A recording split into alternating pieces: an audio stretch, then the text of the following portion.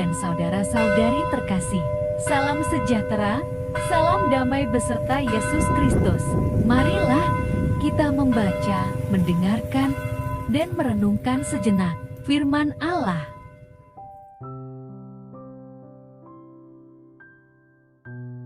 Bacaan pertama. Sebuah bintang terbit dari Yakub. Bacaan dari kitab Bilangan. Ketika Bileam memandang ke depan dan melihat orang Israel berkemah menurut suku mereka, maka roh Allah menghinggapi dia.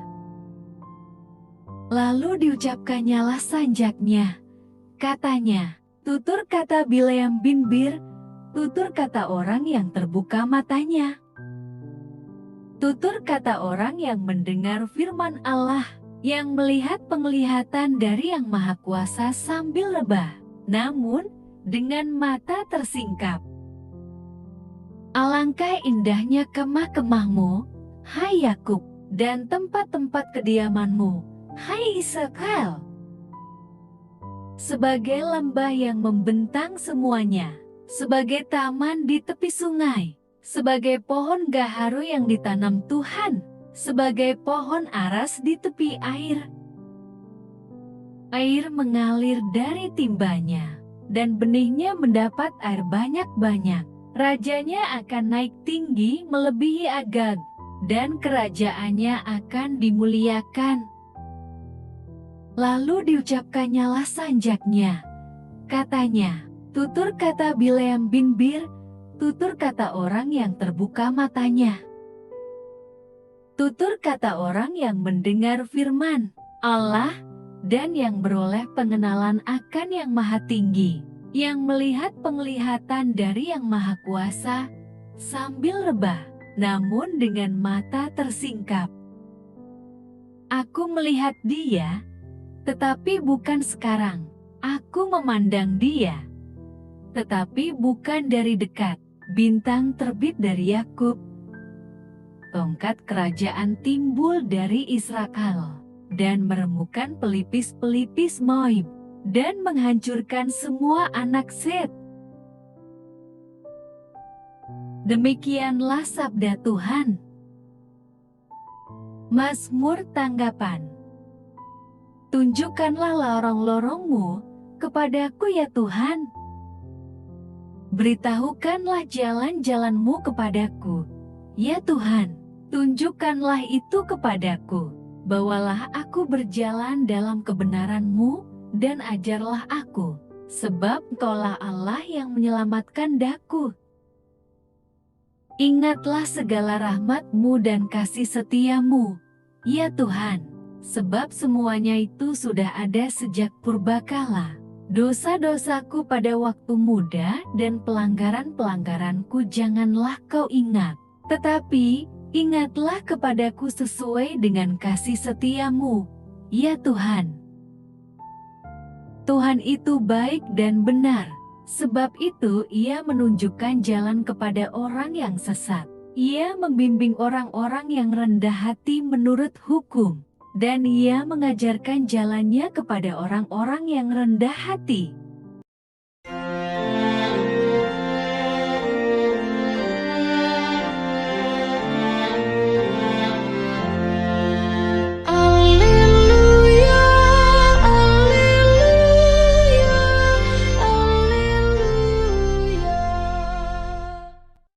Perlihatkanlah kepada kami kasih setia-Mu, ya Tuhan, dan berikanlah kepada kami keselamatan daripada-Mu.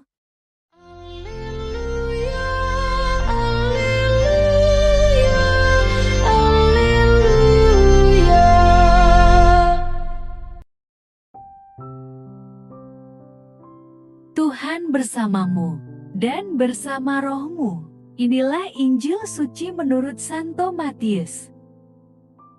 Dari manakah pembaptisan yang diberikan Yohanes? Lalu Yesus masuk ke Bait Allah, dan ketika Ia mengajar di situ, datanglah imam-imam kepala serta tua-tua bangsa Yahudi kepadanya, dan bertanya, "Dengan kuasa manakah Engkau melakukan hal-hal itu? Dan siapakah yang memberikan kuasa itu kepadamu? Jawab Yesus kepada mereka, "Aku juga akan mengajukan satu pertanyaan kepadamu. Dan jikalau kamu memberi jawabnya kepadaku, aku akan mengatakan juga kepadamu dengan kuasa manakah aku melakukan hal-hal itu. Dari manakah baptisan Yohanes? Dari sorga atau dari manusia?" Mereka memperbincangkannya di antara mereka dan berkata, "Jikalau kita katakan, 'Dari sorga,' ia akan berkata kepada kita, 'Kalau begitu, mengapakah kamu tidak percaya kepadanya?' Tetapi jikalau kita katakan, 'Dari manusia,' kita takut kepada orang banyak, sebab semua orang menganggap Yohanes ini nabi." Lalu mereka menjawab Yesus, "Kami tidak tahu." Dan Yesus pun berkata kepada mereka, "Jika demikian, aku juga tidak mengatakan kepadamu dengan kuasa manakah aku melakukan hal-hal itu." Demikianlah sabda Tuhan. Terpujilah Kristus.